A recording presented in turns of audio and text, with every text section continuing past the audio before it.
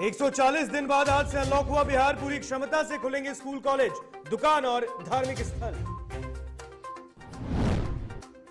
नालंदा में नए sub inspector का पास आउट परेड समारोह में शिरकत करेंगे सूबे के मुख्यमंत्री नीतीश कुमार। ज्योतिरादित्य सिंधिया ने सीएम नीतीश को लिखा पत्र, एयरपोर्ट विस्तार को लेकर की व्यक्तिगत हस्तक्षेप की मांग।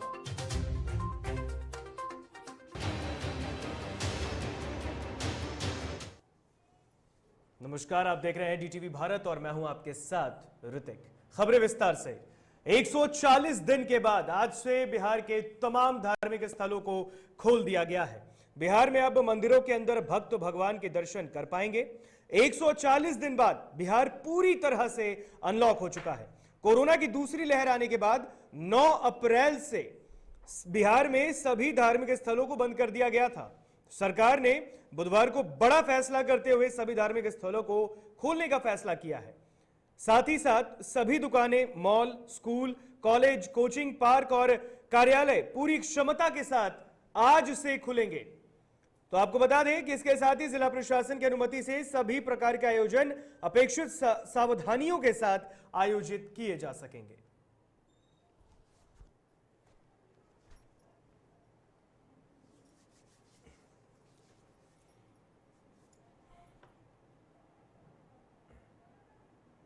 तो बता दें आपको 140 दिन के बाद आज से अनलॉक हो गया है पूरी तरह से बिहार। आपको बता दें कि बिहार में 140 दिन बाद तमाम धार्मिक स्थल जो हैं वो खुल चुके हैं और जो भी पाबंदियां लगाई गई थी वो सब आज से खोल दिया गया है। पूरी क्षमता से स्कूल, कॉलेज जो है वो खुलेंगे। ये आप मुख्यमंत्री नीतीश कुमार का ट्वीट देख रहे हैं। उन्होंने अपने ट्विटर अकाउंट से ये जानकारी भी दी। क्राइसिस मैनेजमेंट की बैठक में ये फैसला लिया गया और 140 दिन बाद बिहार अब अनलॉक हो चुका है। पूरी क्षमता के साथ तमाम चीजें अब खुल गई हैं। मंदिर, धार्मिक स्थल जो कि बंद थे 140 दिन से, अब उसे भी खोल दिया गया है। तो पूरी क्षमता से school, college, mall, cinema hall, तमाम चीजें जो है वो खुलने का निर्णय लिया गया। हालांकि कुछ इस बीच आपको कोरोना प्रोटोकॉल का पालन करना ही होगा।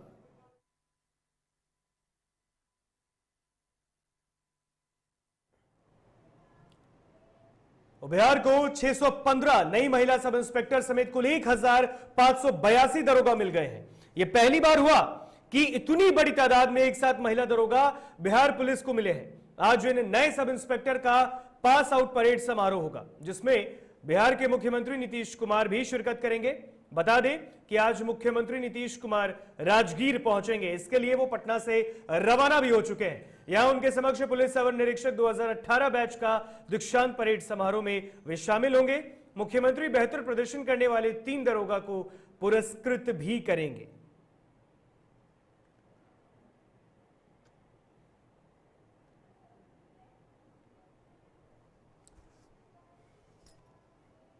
और इस खबर पर अधिक जानकारी के लिए हमारे साथ नालंदा से हमारे संवाददाता ऋषिकेश फोनलाइन पर जुड़ चुके हैं। ऋषिकेश, मुख्यमंत्री नीतीश कुमार नालंदा जा रहे हैं, राजगीर जा रहे हैं और 615 नई महिला सब इंस्पेक्टर समेत 1582 दरोगा मिल रहे हैं। ये बहुत बड़ा पल है। सीएम नीतीश वहां पहुंच रहे हैं, क्या कुछ जानकारी?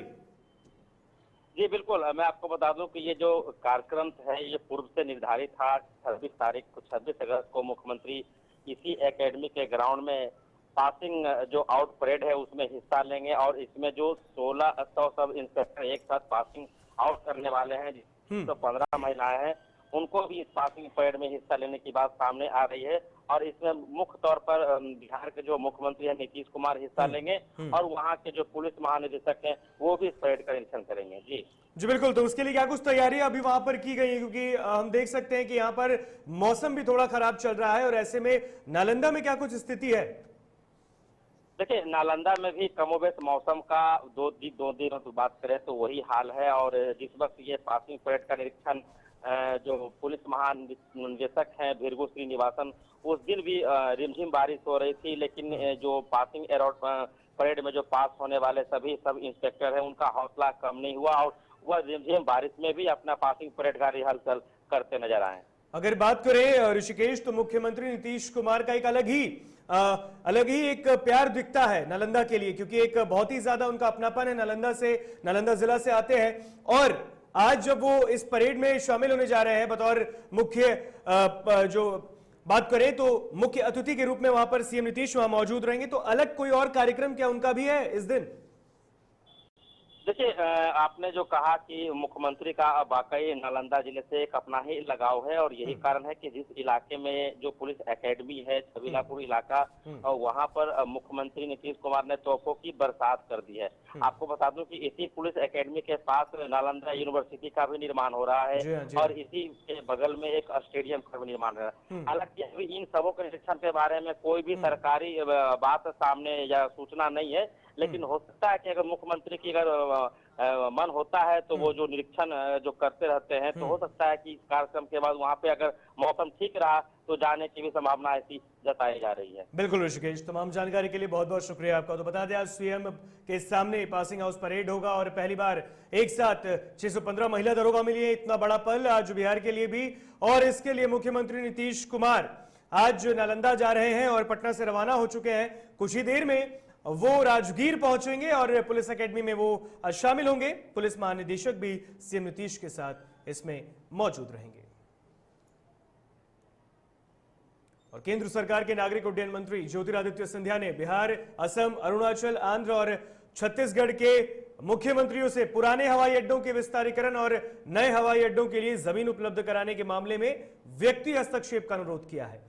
सिंधिया ने बिहार के जिन हवाई अड्डों के विस्तारीकरण और जहां से नई उड़ान शुरू करने के लिए मुख्यमंत्री नीतीश कुमार को पत्र लिखा है, उनमें पटना, पूर्णिया, रक्सौल, मुजफ्फरपुर और दरभंगा शामिल हैं।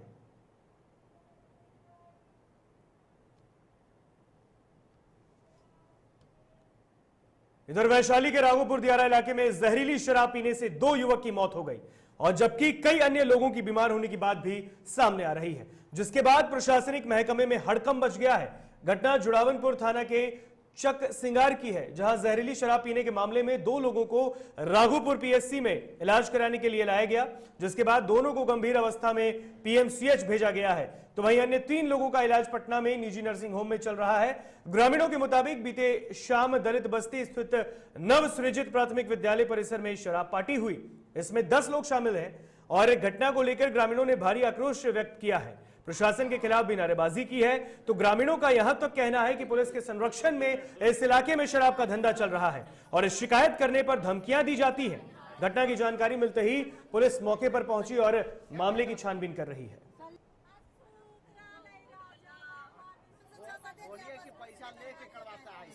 चाहिए घर घर में दारू बिक्री होता है, आदमी मर रहा है, ज्यादा दारू बिक्री होता है, पी के मरता है। बंद होना चाहिए तो बंद होना चाहिए। क्या हुआ था कल? कल हुआ है जो वही दारू पी कर घर के दारू पी कर मर गया। किशनपुर से दारू लेता है, हजपुरा से सेल करता है, चमार भी बेचता है, दुसाद भी बेचता है, ग्वार भी बेचता है, और सब दारू बेच रहा है। सब औरत भी बेचता है, मर्द भी बेचता है। उसको जा करके हम लोग सब दबाव देता है, बेचता है उसको, तो हमको लिए लाठी फरसा गरम लेकर दौड़ता है, गुंडागर्दी करता है। और इस पर अधिक जानकारी के लिए हमारे साथ वैशाली से संवाददाता अनिल फोनलाइन पे जुड़ चुके हैं। अनिल, महिलाएं ग्रामीण साफ साफ कह रही हैं कि यहां पर शराब का कारोबार किया जा रहा है, प्रशासन क्या कुछ कर रही है? देखिए, जिस तरह से ये घटना हुई है, कल 2 की मौत होने की सामने आई थी बात, लेकिन आज जैसे कि बातें सामने आ रही कि लगभग कुल 5 लोगों की इसमें मौत हुई है। बता दें कि राघोपुर दियारा क्षेत्र के जुड़ावनपुर थाना के शिकार गाँव का है। मैं आपको पूरी जानकारी दे दूं कि जैसा कि बातें निकलकर सामने आई है कि 2 दिन पहले वहाँ के जो स्थानीय लड़के लोग हैं, ये मछली और दारू पार्टी की बहुत मतलब पार्टी चला था, और इसमें लगातार जिनसे शामिल थे लोग, उसको अचानक तबीयत खराब होने लगी, उल्टियाँ होने लगी। उसके बाद हालांकि 2 लोग की मौके पर ही मौत हुई, जब घर पहुंचे तो लोग की मौत हो गई। बाकी जो उसमें 3 लोग की ज्यादा हालत गंभीर होने के बाद पीएमसी रेफर किया गया था।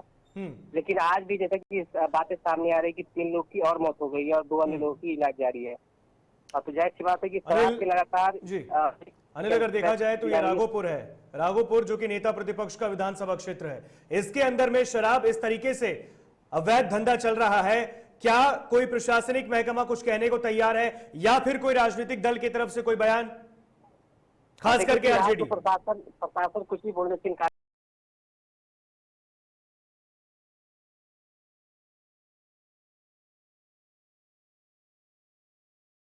करी, लेकिन जो बातें सामने आ रही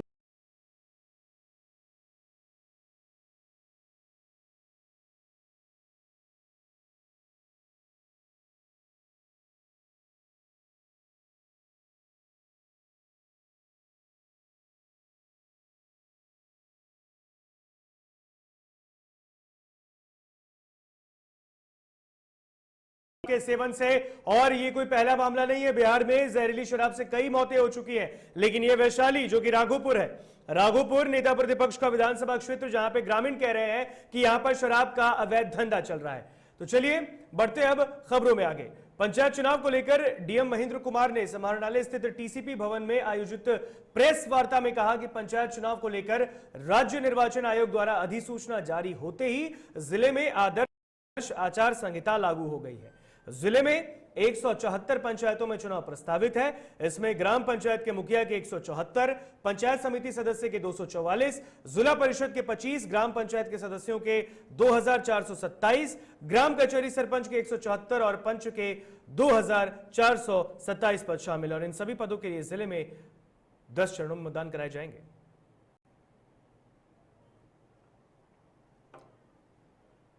तो वहीं बेगूसराय में भी पंचायत चुनाव की घोषणा होने के बाद डीएम ने जिले के 18 प्रखंडों में होने वाले पंचायत चुनाव को लेकर प्रेस कॉन्फ्रेंस कर चुनाव संबंधित जानकारी दी। आपको बता दें कि जिले में 16,80,906 मतदाता इस पंचायत चुनाव में हिस्सा लेंगे। इसको लेकर 3002 मतदान केंद्र बनाए गए हैं। डीएम ने कहा कि चुनाव की तैयारी भी पूरी कर ली गई है। शेड्यूल जारी हो चुका है। तो बेगूसराय जिला में जो कुल चुनाव होंगे पंचायत के सभी पदों के लिए ये 10 चरणों में होंगे, लेकिन पूरे बिहार राज्य के लिए जो 11 चरण राज्य निर्वाचन आयोग द्वारा निर्धारित हैं, तो बेगूसराय में चुनाव प्रारंभ होगा दूसरे चरण से, दूसरे से लेकर 11वें तक होगा। तो हम लोगों ने जो यहाँ से प्रस्ताव भेजा था राज्य निर्वाचन आयोग के द्वारा, उसी के अनुरूप इसमें शेड्यूल निर्धारित किया गया है। और इसमें हम लोगों ने ध्यान रखा था कि जो प्रखंड गंगा नदी से बाढ़ प्रभावित होते हैं उनको बाद के चरणों में रखा जाए, ताकि अगर कहीं पे बाढ़ की स्थिति रहे तो उस समय तक जब तक वहाँ निर्वाचन हो तब तक बाढ़ की स्थिति न हो। पदवार कुल विवरणी जिला परिषद बेगूसराय जिला में जिला परिषद सदस्य 35 पदों के लिए चुनाव होगा। सुपौल के राघोपुर थाना क्षेत्र में हुई लूट हत्या के मामले में पुलिस को बड़ी कामयाबी हाथ लगी है। पुलिस ने इस मामले में घटना को अंजाम देने वाले 3 अपराधियों सहित लूट की राशि भी बरामद की है। घटना की जानकारी एसपी ने दी है। बताया जा रहा है कि बीते 22 फरवरी को कलेक्शन एजेंट से अपराधियों ने 9,30,000 रुपए लूटे और उसे गोली मारकर मौत के घाट उतार दिया था।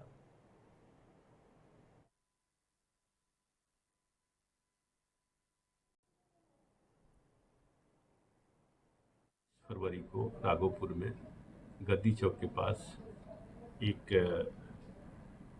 रेडिएंट कैश मैनेजमेंट सर्विस का कलेक्शन एजेंट अजय यादव की हत्या कर दी गई थी। 9 लाख रुपए लूटे गए थे। पुलिस टीम इसमें लगातार कोशिश कर रही थी, लेकिन सफलता नहीं मिल रही थी। अंततः जिस तरीके से हम लोग काम कर रहे हैं उसी तरीके से रिजल्ट आया और इसमें 5 अपराधी चिन्हित हुए। 3 अपराधी आपके सामने हैं लाइनर सहित। 2 अपराधी अन्य कांडों में, लूट के कांडों में पहले से ही जेल में है। तो सभी के सभी अपराधी आज की डेट में पुलिस के गिरफ्त में है। बेगूसराय में बेखौफ बदमाशों ने आइसक्रीम फैक्ट्री के मालिक के घर के पास गोली मारकर हत्या कर दी। घटना शहर के लोहिया नगर ओपी के बाघा मिलन चौक की है। बताया जा रहा है कि 35 वर्षीय नीरज कुमार शाह अपने घर के पास बैठा हुआ था, तभी बाइक पर सवार 2 बदमाश पहुंचे और गोली मारकर मौके से फरार हो गए। स्थानीय लोग घायल को इलाज के लिए सदर अस्पताल लेकर पहुंचे, जहां डॉक्टरों ने उसे मृत घोषित कर दिया। घटना की सूचना पर नगर थाना लोहिया नगर थाने की पुलिस अस्पताल पहुंचकर पूरे मामले की जांच पड़ताल कर रही है। पूरे बैठल मल्लू इलाका में रियोटा करा के वही पार में रही, पार में हम रहिए। एक बार एरा पर गोली चलैलकै न, बस हम ओकरा पकड़ाल चाहलिए, बस हमरो पर चला दिलकै। हम ओकरा पकड़ाल मिलन चौक धरि गेलिए, भाग गेले। हम लोग को सूचना मिली कि मिलन चौक के पास एक आदमी गोली मार दिया गया। हम लोग तुरंत घटना स्थल के लिए प्रस्थान कर गए। एक आदमी गोली लग गया।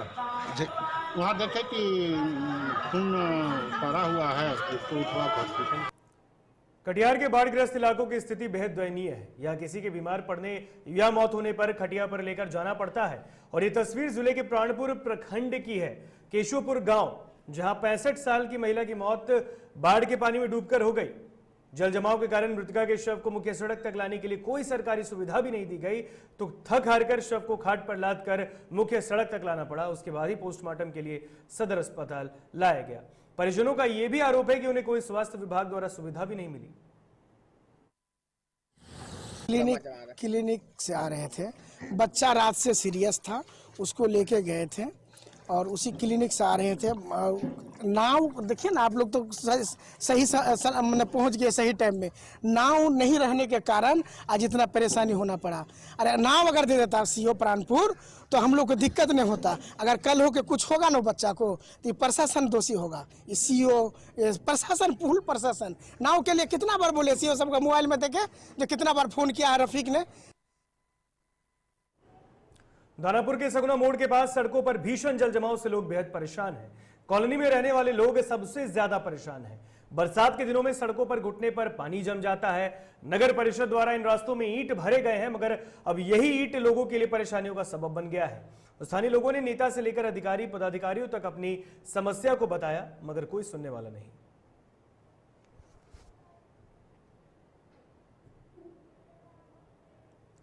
और कहते हैं प्यार में होने के बाद दुनिया की हर दीवार छोटी नजर आती है।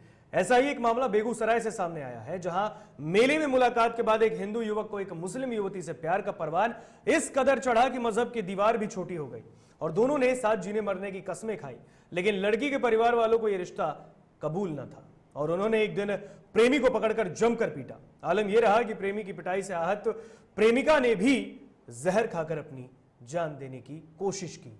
गनीमत रही कि स्थानीय लोगों के द्वारा उसे ससमय अस्पताल पहुंचा दिया गया, जिससे युवती की जान बच गई।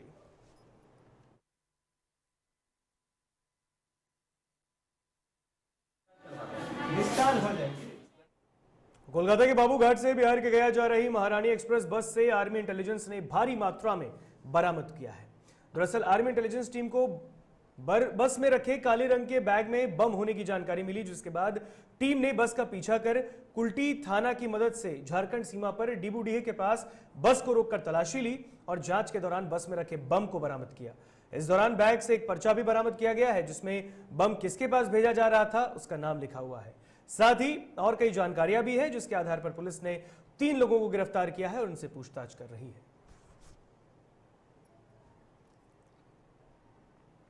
सरायकेला में अवैध बालू खनन और उठाव बदस्तूर जारी है। जिले के एसपी के तमाम प्रयासों के बाद भी बालू माफिया क्षेत्र में सक्रिय है। आदित्यपुर थाना क्षेत्र में कार्रवाई कर पुलिस ने 2 ट्रैक्टर जब्त किया है। गौरतलब है कि आदित्यपुर थाना क्षेत्र में लगातार बालू माफिया अवैध बालू खनन करने में जुटे हैं।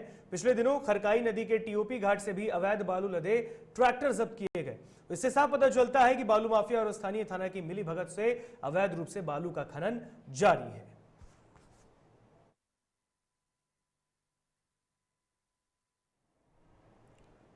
और सरायकेला में इन दिनों ग्रामीण क्षेत्रों के लोग नाराज दिख रहे हैं, जहां लोगों का आरोप है कि ग्रामीण क्षेत्रों के लोगों को स्वास्थ्य सुविधाएं मुहैया कराने के मकसद से सरकारी संस्थाओं में सामाजिक संगठन और प्राइवेट कंपनियों द्वारा समय समय पर मेडिकल कैंप लगाकर लोगों को फ्री में दवाइयां मुहैया कराई जाती हैं, जिसमें सबसे ज्यादा दवाएं एक्सपायरी होती हैं। तो वहीं लोगों को इस बात की जानकारी होते ही लोग नाराज हो गए, जिसके कारण टीम को भी बेरंग जाना पड़ा।